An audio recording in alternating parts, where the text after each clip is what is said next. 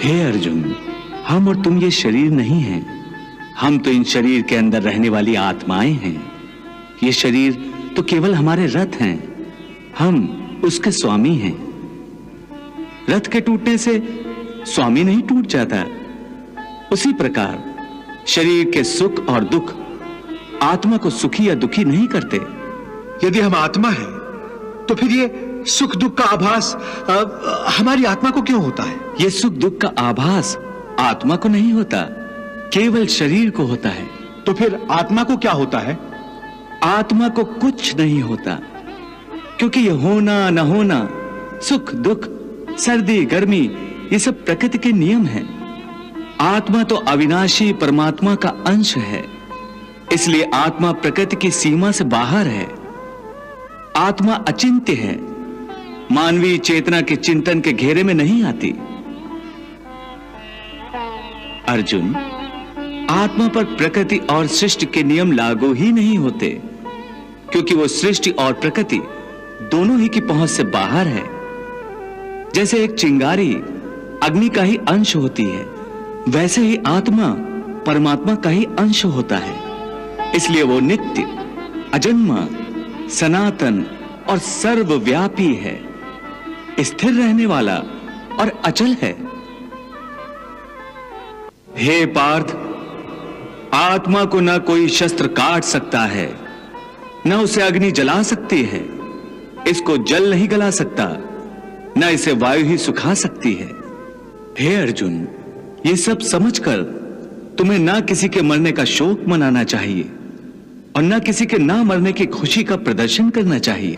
हे केशव, ये सब मानकर भी कि आत्मा नित्य, सनातन और अजन्मा है, उसे शस्त्र नहीं काट सकते, आग नहीं जला सकती, फिर भी प्राणी की आत्मा को दुख सुख, शोक खुशी, मान अपमान, पीड़ा और आनंद का एहसास क्यों होता है?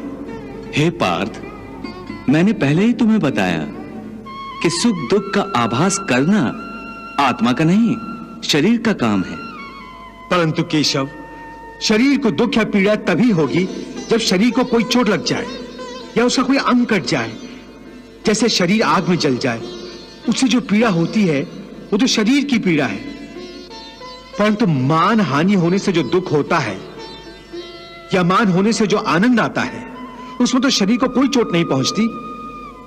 वो मान हानि का दुख, वो अपकीर्ति की पीड़ा तो आत्मा को ही होती है ना? नहीं अर्जुन, ये कीर्ति अपकीर्ति, मान अपमान, ये लाभ हानि, ये जीतने का आनंद अथवा हारने की पीड़ा, ये भी आत्मा को नहीं होती। ये आत्मा का काम नहीं है, ये तो मन की शरारत है। मन की शरारत, इसका क्या अर्थ है केशव?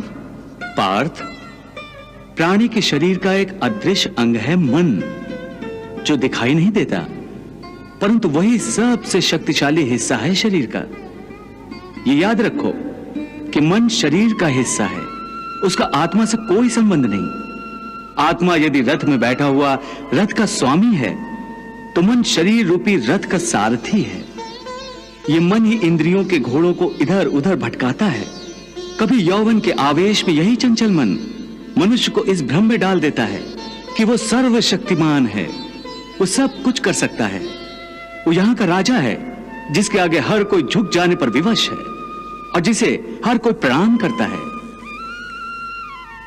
जिस तरह दीपक की बाती को दीपक तले छुपा अंधेरा दिखाई नहीं देता, उसी तरह जवानी को उसके पीछे छुपा बुढ़ापा और कमजोरी दिखाई नहीं देती। परंतु जब शरीर के दीपक में यौवन शक्ति का घी जल जल कर समाप्त होने लगता है और दीपक तले छुपा अंधेरा बढ़ने लगता है, तो मनुष्य घबराकर चिल्लाने लगता है, मैं बीमार हूं। ये रोने का नाटक भी मन ही करता है। हे अर्जुन, मनुष्य को मैं के घमंड की मदिरा पिलाकर मदहोश करने वाला पाखंडी